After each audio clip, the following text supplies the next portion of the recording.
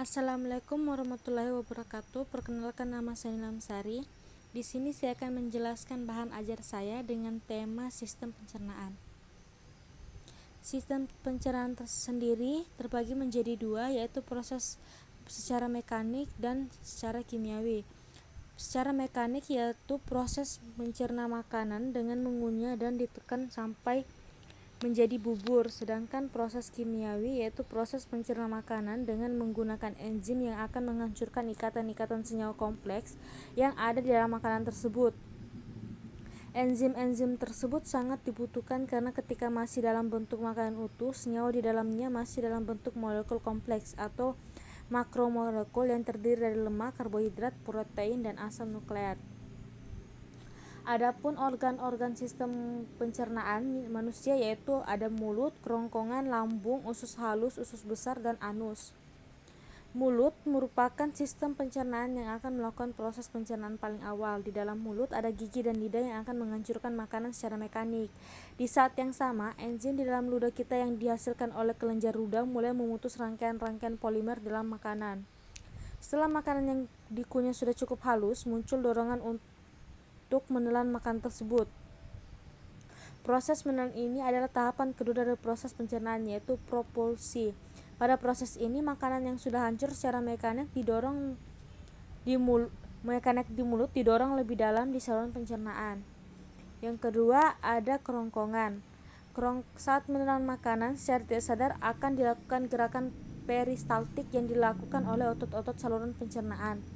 Pada gerakan peristaltik, otot-otot saluran pencernaan bergerak secara bergantian untuk mendorong makanan ke tujuan berikutnya di saluran pencernaan. Kemudian ada lambung. Makanan yang sudah cukup hancur oleh proses pencernaan akan berubah menjadi semacam bubur yang disebut kim dan menuju ke lambung. Lambung adalah bagian paling elastis di seluruh saluran pencernaan dan mampu menampung 2-4 liter makanan.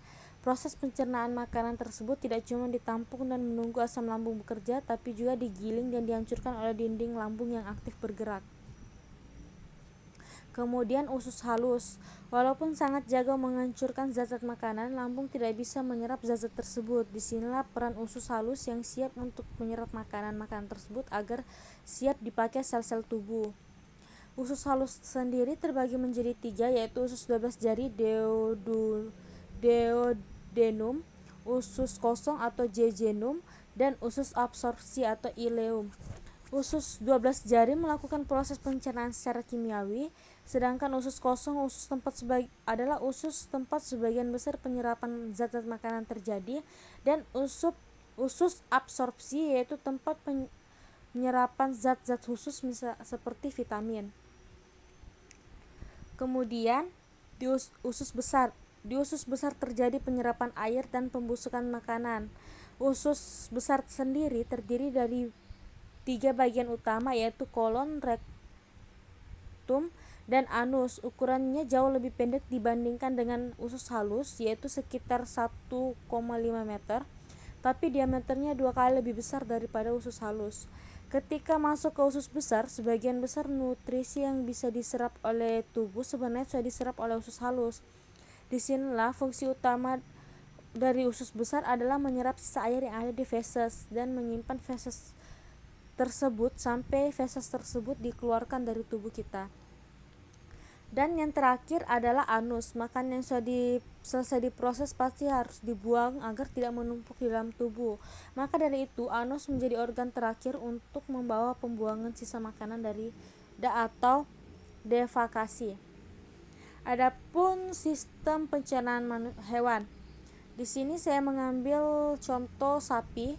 Sistem pencernaan sapi dimulai dari esofagus atau kerongkongan yang berfungsi sebagai jalur penghubung antara rongga mulut dengan lambung. Makanan hanya melewati esofagus tanpa melalui proses apapun. Hal ini karena kerongkongan ruminansia atau contohnya hewan sapi umumnya sangat pendek, sekitar 5 cm, tetapi mampu melebar untuk menyesuaikan ukuran dan tekstur makanan.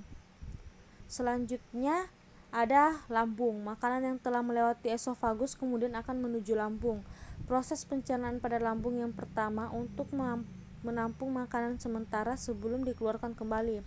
Selain itu, lambung berfungsi dalam proses pembusukan makanan dan menghasilkan enzim selulase yang dapat mengurai selulosa. Selanjutnya ada usus halus yang berfungsi menyerap sari-sari makanan yang telah diproses di lambung. Sari-sari makanan yang itu kemudian diedarkan ke seluruh tubuh dan diubah menjadi energi. Kemudian yang terakhir ada anus. Setelah sari-sari makanan itu diserap oleh usus halus, sisa proses penyerapannya akan dibawa menuju anus. Sisa ampas makanan tersebut akan dikeluarkan melalui anus.